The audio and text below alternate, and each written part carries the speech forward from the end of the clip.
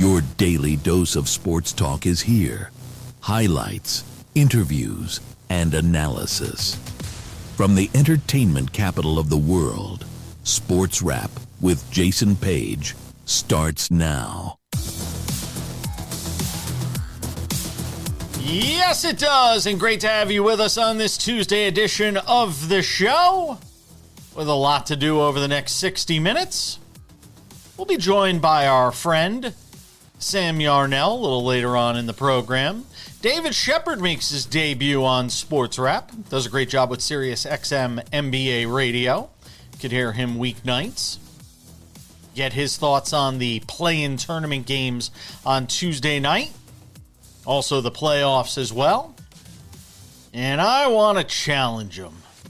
Because he's an SGA for MVP guy, and I am a Wemby for MVP guy. So we will have a fun little debate on that as well. WNBA Draft last night. There were some wild games in baseball, including a banger between the Yankees and Angels, which you'll have to see some of the highlights to believe that coming up a little later on in the show. Two teams made some big bets late in the season, firing their head coaches, and it looks like those bets have paid off. One of them taking place in the gambling capital of the United States. We'll get to that coming up a little later on, but we start things out as we always do on this Tuesday edition of the show. It's time for the big story. And the big story today is the WNBA Draft. There's Cathy Engelbert. We'll get to her coming up in a couple of minutes.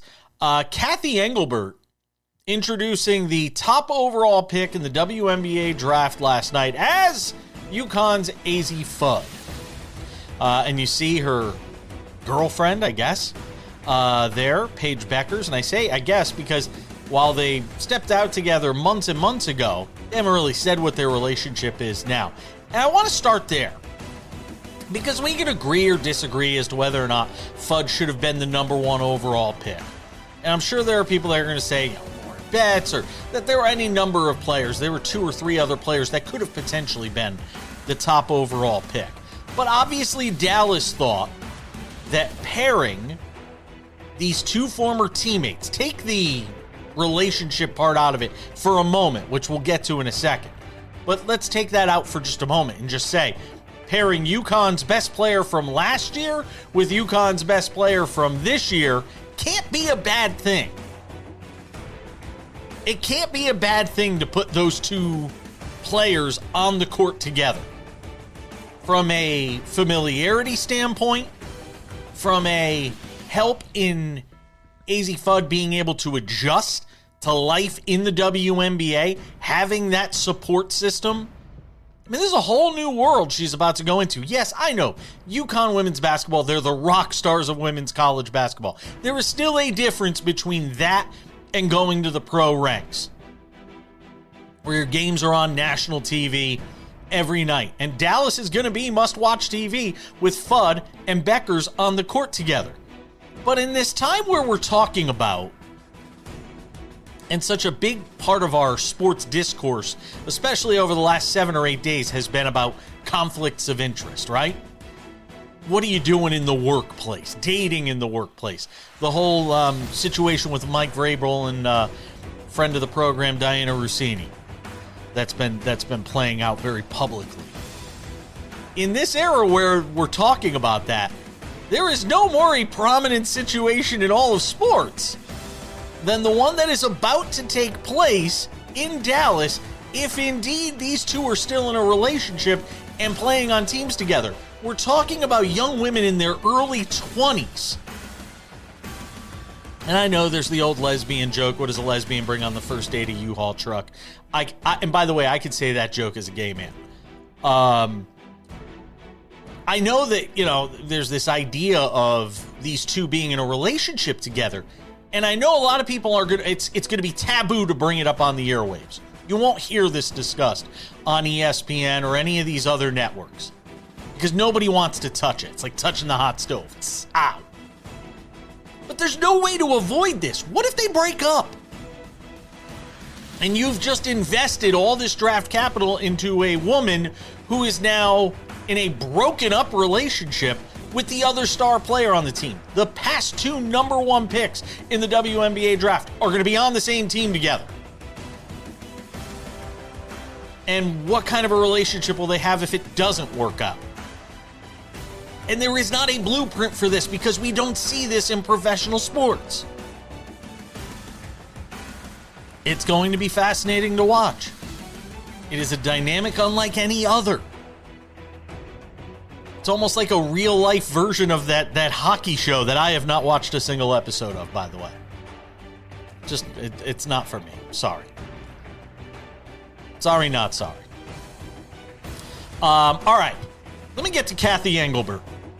The commissioner of the WNBA was asked a question she did not like following her around the WNBA draft yesterday. Watch for yourself.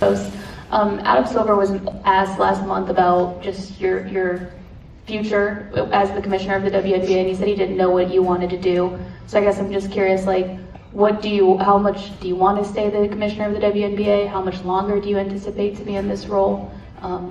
Well, thank you, Maddie. I do crack up how everybody's focused on me, and you should be focused on the hundreds of amazing women and thousands of women who run this league outside of myself.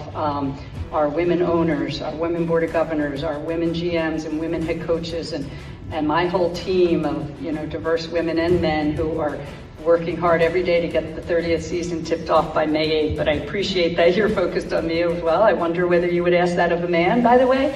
But I realize as women, we get asked different questions than men do. But Cathy Engelbert played the women are persecuted card in a spot where she didn't need to play it. Didn't make sense. That's a commissioner question that's been asked of every commissioner, male or female. In this case, she's really the only one. That's a question that's asked of commissioners all the time. And they don't bristle this way. I think the heat's getting to her. I think she knows the last year she has not been very good. And it is time for new leadership at the top of the WNBA. I don't know who that is, but it probably isn't Cathy Engelbert. This portion of the show brought to you by our friends at Colossus Fantasy. Colossus Fantasy and Pick'em games. If you haven't downloaded the app yet, what are you waiting for? Go and check it out. Use my promo code SportsWrap when you sign up for a deposit bonus of $10. You get a $40 bonus, a deposit of $20, get an $80 bonus. Go and check it out right now. Download the Colossus Fantasy app. David Shepard of SiriusXM NBA Radio talks all things hoops with us next.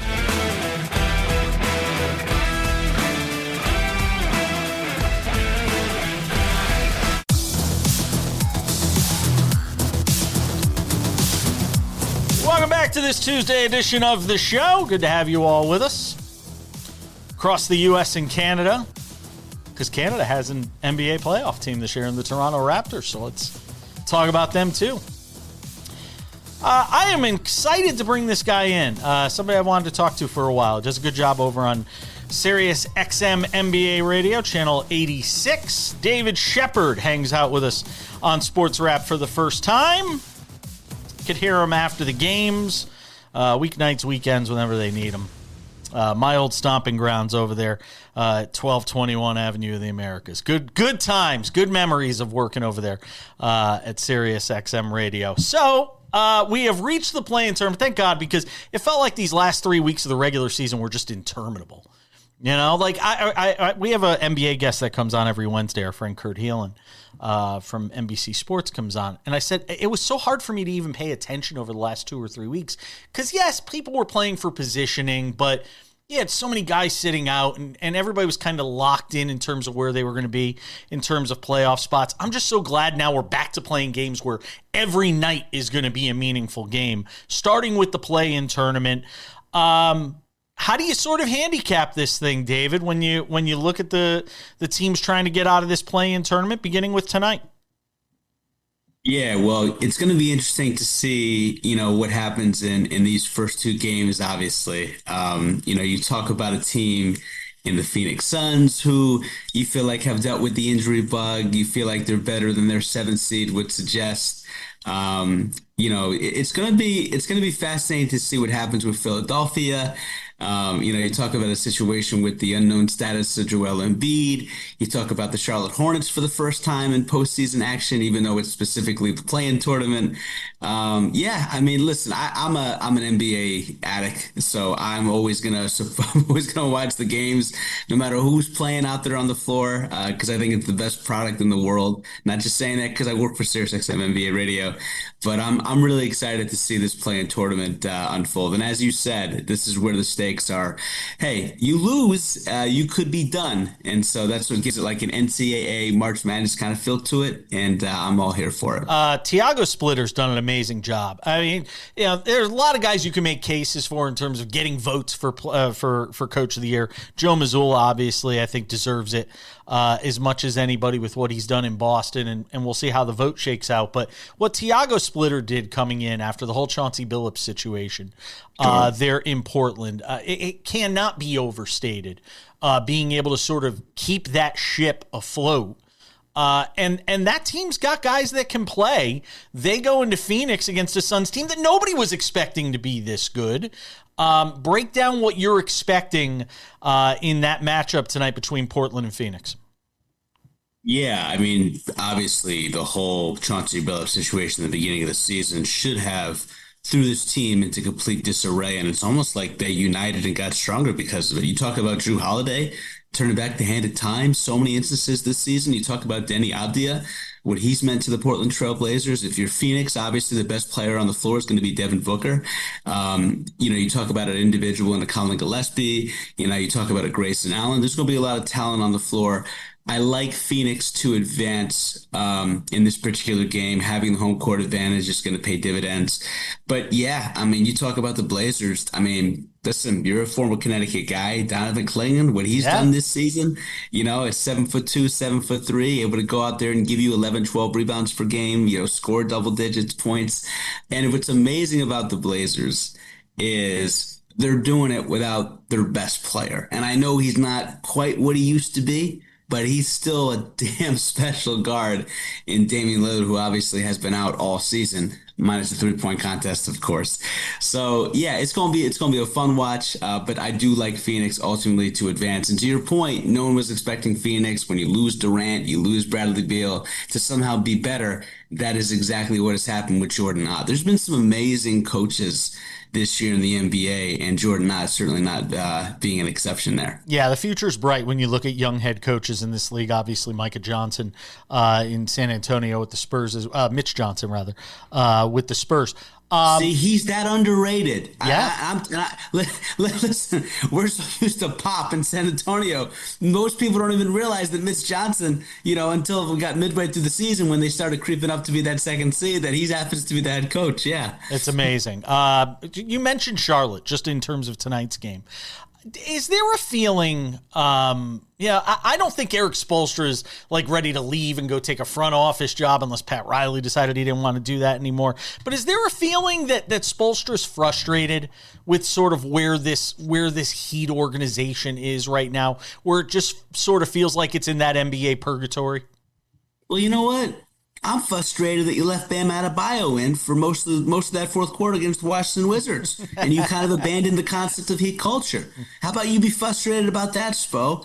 There are certain guys, to your point, Jason, that are untouchable, that are Teflon, that get the benefit of the doubt. Steve Kerr, Greg Popovich for all those years, even when they were regressing, and God bless Pop, and hope he continues to be healthy, and we love him. And then Spo, 18 years and counting, right? Tyler Hero's missed most of the year, but look, you look at Boston. Correct me if I'm wrong, Jason. Now he spells the name. He's Jayson Tatum, but that's an All-NBA first team forward 4 times by his mid-20s, and Boston ends up with the second seed, right? You talk about the Oklahoma City Thunder. You're missing your second best player for most of the season as well, and Jalen Williams, not to be confused with the other Jalen Williams on the Thunder. They end up with the most wins in the NBA. So I don't want to hear that they've had, players injured. So have other teams. They're not ending up as the 10th seed. Miami somehow is. So, you talk about Norman Powell, Bam Adebayo, Jaime Jaquez. They got a lot of talent on that squad. It's talent that should not be a 10th seed. They shouldn't be a 10th seed. So Spo's got to take some of this on the chin himself. And then you're talking about an up-and-coming, Charlotte Hornets team. I like Charlotte's chances, but I will say this. I'm always nervous about the Heat because they play really well in playing games. They play really well. We saw them as a 10th seed last year make the playoffs as a 10th seed coming into the play-in tournament. Now, they did get swept by the Cleveland Cavaliers in round one, but that's nor here nor there. They played their best basketball, it seems like, in that play-in tournament. Yeah. In the last 20 seconds, though, Charlotte or Miami? Charlotte. Sure.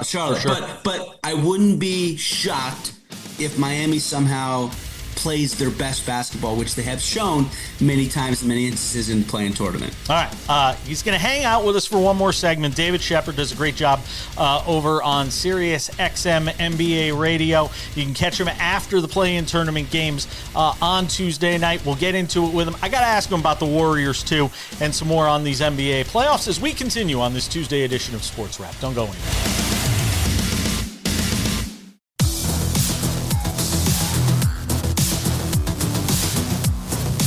Welcome back. Coming up in 10 minutes, the NHL playoffs. The picture much clearer today. Two teams that made crazy coaching moves late in the season. They paid off. Who would have thunk it? We'll get to that coming up. Continuing our conversation with David Shepard, SiriusXM NBA Radio. Catch him after the games on Tuesday night. Channel 86. Giving us some thoughts on these play-in tournament games. Do you give the Warriors any shot, David? No. I don't know much about the NHL playoffs. The Flyers are in, right? Yes, the Flyers are in. I give the Flyers and any other NHL team more of a shot than I do the Golden State Warriors, who have essentially been in complacent mode as the 10th seed for the better part of 2 months. No, I don't give them any shot. You talk about a Clippers team that's the only team in NBA history, Jason. I don't know if you know this stat. You probably do. They're the only team in NBA history to be 15 games under 500 in the regular season and somehow end up over 500 to end the regular season. Now, I know it's been an up and down year for the Clippers, but I do like their chances very much at home against the Golden State Warriors. Yeah.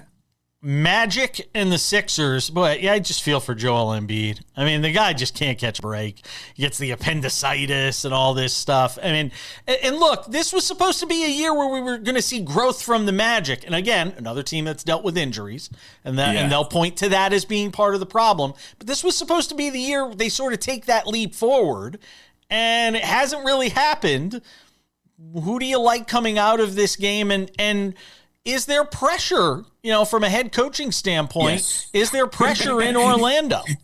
Yes. The second you said pressure and Orlando Magic head coach in the same sentence, I'm thinking, yeah, like you have an opportunity to make the playoffs outright without actually being in the play-in tournament. You're going against the B-League version of the Boston Celtics. There's no JT. There's no JB. There's no DW. And for your listening audience, obviously that's Jason Tatum, Jaylen Brown, Derek White. Yeah. How do you lose that game if you're Orlando? That's inexcusable. Baylor Shireman going off for 30 points? Come on now. Like, that's just a bad loss. And I do know that they won five straight prior to that, but yeah, there's too many murmurs and rumblings, and I'm not going to pull a Shams where I'm completely gunning for a head coach's job. And by the way, Jason, the thing I respect about your work and the things that I've seen from you is that you're not out for the headline, you're not out just for the sizzle and the salacious story. You actually cover sports. It seems like, and I know you and I could spend a whole hour talking about this if we could, there's too many insiders and journalists that have abandoned that role and title and inserted themselves into the story. Oh, God. Yeah. And Shams Charania, as brilliant as he is, has inserted himself into the story with Doc Rivers. There's no question about that. So yeah, like I just feel like, unfortunately with the Orlando Magic, I feel like there's too many people who do point out the fact that Jamal Mosley should be fired and not looking at the alternative because it's more of a compelling story when a coach should be fired, right? But in this particular case, I don't know if the long-term fit with him and Paolo Banchero are going to get better. Is Nick Nurse at risk? He shouldn't be. He shouldn't be. Paul George has that 25-game suspension. Joel Embiid hasn't even met the 40-game threshold, let alone the 65-game threshold. You know, VJ Edgecombe, you love the development of him as a rookie. If this is not an incredible all-time rookie season by both Con Kniffel and Cooper Flagg, VJ Edgecombe would have been the rookie of the year in most years. You know, Tyrese Maxey, you see the continued ascension of his game, and yet they win 45 games with all the time missed by, you know, two of their four best players, and Tyrese Maxey only played 70 games. By his standards, that's low. A championship winning head coach, he deserves an opportunity to stay at least one more year where he's got a lot more of a healthy roster. And I also feel, you know, Jason, I also feel bad for Doc Rivers. You know, I saw this tweet. You know, someone said this is the most Doc Rivers thing ever when he gets the Hall of Fame selection and also gets the boot from a franchise within a week of each other. That there's not a more Doc Rivers thing than that. I hope that Doc gets one more opportunity and one more crack at an NBA head coaching position because he never got a fair shot with the injuries of Damian Lillard and then Giannis Antetokounmpo. I don't get the sense he wants to coach anymore. I don't even know if it's a matter of a shot. I don't think he wants to do it anymore. I don't think in this era of the NBA at 60, I think he's 64. I don't think he's going to want to do it anymore. You know, he's kind of signed up at 62 to do it. Yeah, I know, but this one might have soured him. I think the Giannis experience and everything that went on there, I think it soured him. I don't think he's doing it. But that's a fair perspective. But that's one team. I mean, you wouldn't have fun coaching an up-and-coming Charlotte Hornets team. You wouldn't have fun coaching an OKC Thunder team, a Spurs team. Like, yeah, it was a bad situation with Giannis Antetokounmpo, and it was tricky because, you know, and I love the Bucks organization, but on the one hand, you know, you're hearing Giannis wants to play, and then it's upper management that doesn't want him to play, and that's a first-class organization. I just think Doc Rivers was kind of put in the middle of it. So, you know, to me, if I'm Doc, and I've been the head coach for the Magic and the Celtics and the Clips and the 76ers and the Bucks, and I'm a Hall of Fame head coach, which he is, and rightfully so, I don't want to go out like this. I get what you're saying. He may not want to do it anymore, but you never know what a year or two of rest, you know, can do. I mean, Tom Thibodeau wants to still be a part of the game. Oh, yeah. He's older than Doc Rivers. You know, you look at Rick Pitino, who's 10 years older than Doc, and the guy's still going strong. What's his contract? Till 2030 at St. John's? So, you know, a year or two, you know, might be the necessary recalibration and reset that Doc Rivers needs. I hear you, but I just think maybe in the back of his mind, a year goes by, he's saying, I can't go out like this. If I were a betting man, I'd say he doesn't come back. But, you know, if that ready-made situation came up with a good young team, maybe, but I just don't know. I don't know if it exists. I really don't. I'm not going to get to, because I'm out of time for the TV side of things. I'm not going to get to pick on you for your MVP pick, which I know is SGA. I'm going to hold you for the podcast side and for the YouTube side because we do the extended conversation there, and that's going to give people a reason to watch because I'm going to go after David. Because he is an SGA guy, which, by the way, you can't go wrong. There's 5 guys you could pick for this MVP award this year. He's an SGA guy. I'm a Wemby guy. I was talking to my friend Michelle Beadle over the weekend. She's a Wemby guy, obviously, too. Who's that? Michelle. Yeah, exactly. We're coming back.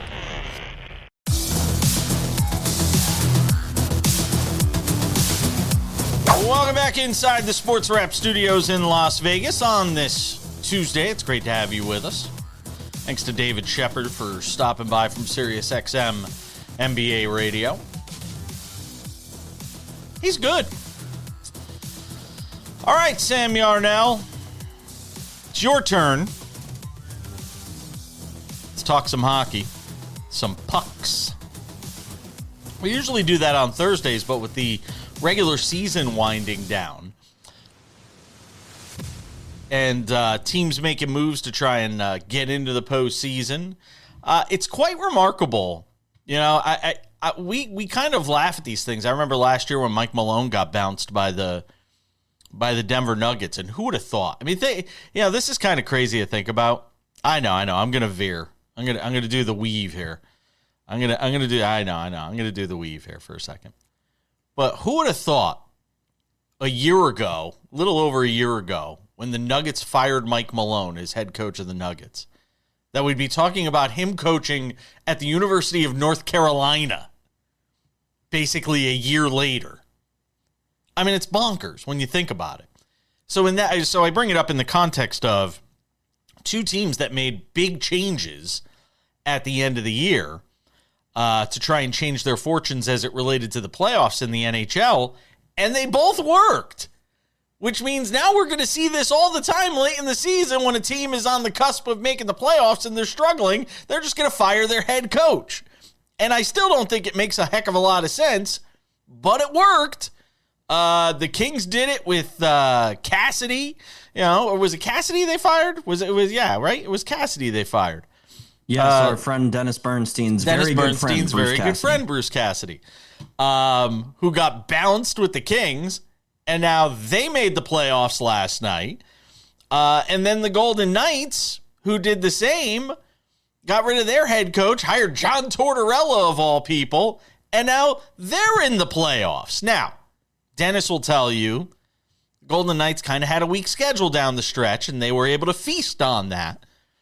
But still, something got them going in the right direction, and they're going to think, hey, it was John Tortorella, and there's going to be some GM or owner out there next spring when their team's trying to make the playoffs. It didn't work so well for the Islanders. They fired Patrick Roy, and they still wound up missing the playoffs. But I wanted to get your thoughts, Sam, on these coaches that were swapped out and teams made the playoffs. There's so many different avenues that these kinds of things can go down, especially in the National Hockey League when we're talking about coaches and how they relate to teams' performances. Because while both of these are very true, Jason, the counter argument is this is a product of the incredibly perverse NHL playoff system that they've got going on. Because you look at the division that both of those teams that you mentioned are coming from, and it is a historically bad division. It's a division that the discourse all over about this hockey playoffs or about the Stanley Cup playoffs, I should say, is, oh my goodness, what is going on with the weakness of the Pacific Division? And I mean, there is an element of me that is thanking the hockey gods a little bit that we're finally going to avoid that seemingly inevitable Oilers-Kings first round matchup. Yeah. We're finally, hopefully, if everything goes right over the course of the last 3 days of the season, hopefully we're finally not going to get that matchup in the first round. But again, the other side of the firing the head coach and that spurring a team on to make the playoffs is, look at what happened in Philadelphia, right? Philadelphia going back to the playoffs for the first time in 6 years. And we were halfway through the season, more than halfway through the season, past the Olympic break, talking to Dennis Bernstein on this very show about fire Tocchet chants going on in Wells Fargo Arena. And now you see Rick Tocchet, after they clinched the playoffs last night, getting choked up in the locker room. So it's a very, very fine line for NHL franchises to walk in terms of when to fire a head coach, when to stick with them. Because as you're saying, you can see it work out in very, very certain ways, like we've seen on the West Coast this year. You can also see it work out the opposite of the ways, like you mentioned, we saw in New York this year.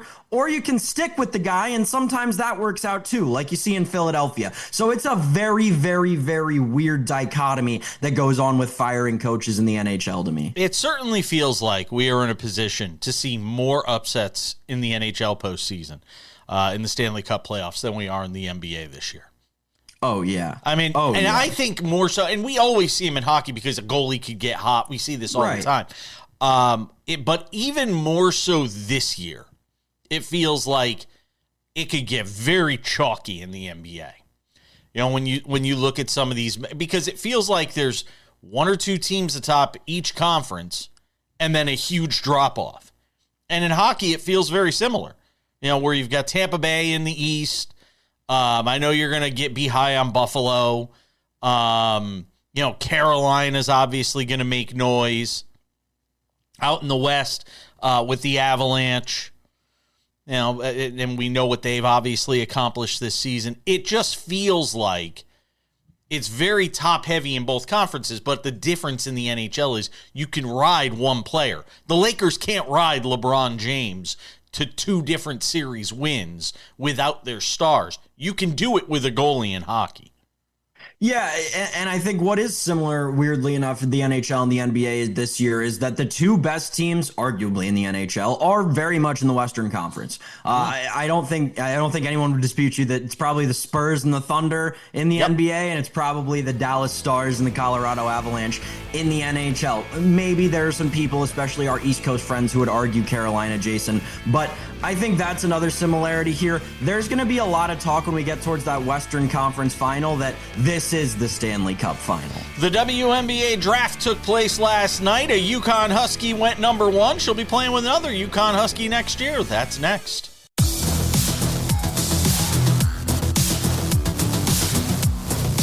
Thanks for being with us. Odds and Ends wraps it up in 10 minutes. Some notes from baseball, where the Yankees finally won. They sure didn't make it easy, though. Them and the Angels played a banger last night in the Bronx. It's rare that you get 2 future Hall of Famers in the same game hitting 2 home runs each. Tell me the last time you saw that happen. It doesn't. That's why you go to watch baseball games, because anything could happen. The WNBA Draft was held last night at Hudson Yards in New York, and to the surprise of probably few, the Dallas franchise, the Wings, with the top pick in the draft, chose, there she is, there's Cathy Engelbert, who looked, by the way, whoever chose the outfit for Cathy last night, not that I go crazy on fashion, she looked like a lizard wearing that outfit. That green thing she was wearing last night. She turned sideways and started walking towards Azzi Fudd. I was like, oh my God, she's going to unzip her face and a lizard head is going to pop out. Go and look at it. You'll see what I was talking about. I'm just critiquing fashion. That's all. I know. Go ahead. For those of you at home who missed it, it was a brown zip-up leather jacket with a hood. Who? Cathy Engelbert? No, I'm talking about on stage, not in the press conference. Not in the press conference. I'm talking about on the stage. I know what you're talking about, which we'll get to in a minute. No, on the stage. I guess I missed this because no, I'm talking about when she did the Adam Silver moment where she introduced Azzi I was Fudd. Like, I thought she was a little underdressed for a press conference. Yeah, I thought frankly, so too. But regardless, on stage she looked like Lizard Woman with this green thing she was wearing. All right. So anyway, Azzi Fudd she's rather tall though, Cathy Engelbert. Azzi Fudd, basketball at Lehigh. There you go. Azzi Fudd, the top pick in the draft last night, and she will get to play with Paige Beckers, who was seen in the crowd, very happy. She gets reunited with her teammate. And look, you can't go wrong if you're Dallas. From a basketball standpoint, Sam Yarnell. Talking about from a basketball standpoint. I know there's another angle to this, and I have covered it probably more than most. From a basketball standpoint, you're bringing in, Paige Becker's old teammate.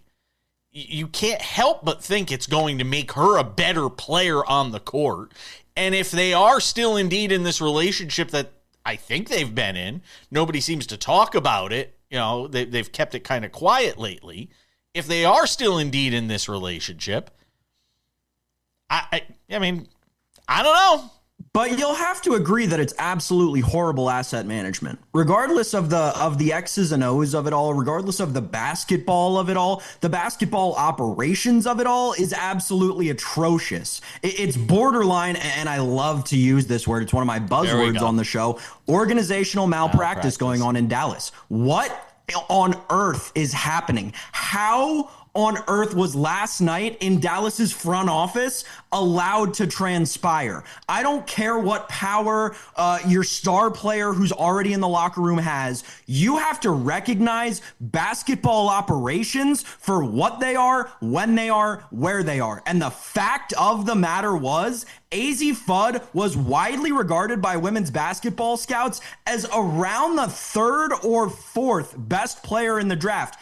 Even if you wanted her, Dallas, no reason you shouldn't have been trading back with Washington, who you knew wanted Lauren Betts, who was the hot name in the streets, who probably could have gotten the narrative stirred up that Lauren Betts should be the number 1 overall pick. You, Dallas, could have traded back 4 spots, still gotten the player you wanted, and maintained more draft capital down the line. This is teach tape in how not to manage assets in basketball, especially in a growing league where the salary cap is going up. I couldn't believe what I saw transpire on my screen last night with the Dallas Wings. It was beyond disheartening with regard to asset management and basketball operations going forward. Here's the one thing I will say in their defense. If you feel like the combination of Beckers and Fudd and what it does to enhance your superstar in Beckers and what she could do to make Fudd better from day one that she walks on the court, minimizing the transition from college to pro. If you believe that to be the case and you really bank on that, then it could be the right move. That's the only way I could see it. But even if you do, it's still besides the point because she's not a number 1 pick. She does not have the, especially in this draft class where you had players like Awa Pham coming in. We know the talent that Olivia Miles brings, and Lauren Betts. You just saw her win a national championship leading that UCLA team. I don't need to say anything more about Lauren Betts. There is an argument to be made that she is the 4th most talented player in this draft at best, Jason. So there is no excuse to use a number 1 overall pick on her when you had 3 teams waiting right behind you for 3 other generational talents. In the final minute, Cathy Engelbert bristled last night when she was asked a question regarding her future as the WNBA commissioner. I don't have time to play the whole clip, so I'm not going to, but she was not happy when posed this question and threw out the women are persecuted card. And I think she threw it out at the wrong time, quite frankly, because this is a question we've heard a lot of commissioners ask, male or female. But Cathy Engelbert didn't seem to like it last night, Sam. Yeah, it was a weird time to throw out that card. You are right. There was a message. The unfortunate part of all of this is that there actually was a message in her answer that should be the most popular part of all of this, which is why is everybody so freaking obsessed with the WNBA commissioner? She worked everything out with the players. She got through the CBA, and now people won't stop paying attention to her and won't start paying attention to the amazing women that are coming into the WNBA and setting historic records. Odds and Ends wraps it up next.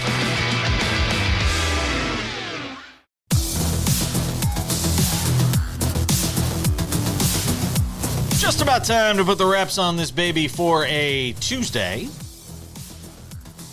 Wednesdays are jam-packed on the show. We will have our friend David Aardsma here tomorrow talking baseball as SportsWrap goes inside baseball. And our friend Kurt Heelan of Pro Basketball Talk, NBCSports.com with the NBA Weekly. Couple of reminders before we go. SportsWrap with Jason Page podcast, available Monday through Friday. Wherever you get your podcasts, the audio version of this show, make sure to check it out. 45 minutes, mostly commercial free. With everything you expect from the TV version of the show, just in its audio form. Go and subscribe today. The Sports Wrap with Jason Page YouTube channel is the place to find all things Sports Wrap with Jason Page. The Monday through Friday TV version of the show, commercial free, 45 minutes waiting for you each and every afternoon. Our companion podcasts are there as well as Sports Wrap Shorts, these 1 to 3 minute long videos. Get you caught up on everything going on in sports news breaks. We jump in on there also with the big games games of the night. SportsWrap Shorts also available on our TikTok, SportsWrap Jason Page, and on our Instagram as well, SportsWrap Jason Page. And now, without any further delay, on this Tuesday edition of the show, it's time for some odds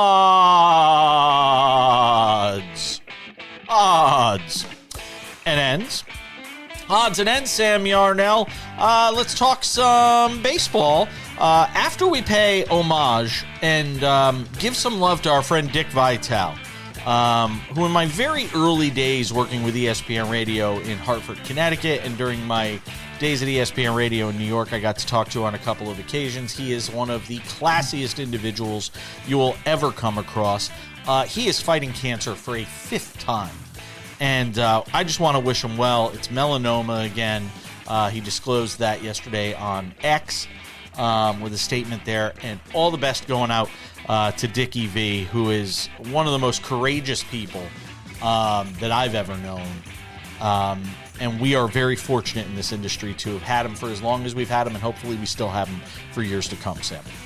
Absolute tank. I mean, the guy is an absolute tank. Force of nature. Oh, yeah. Dickie V, get better, baby. We'll see you soon. Hopefully we do. All the best going out to Dick Vitale.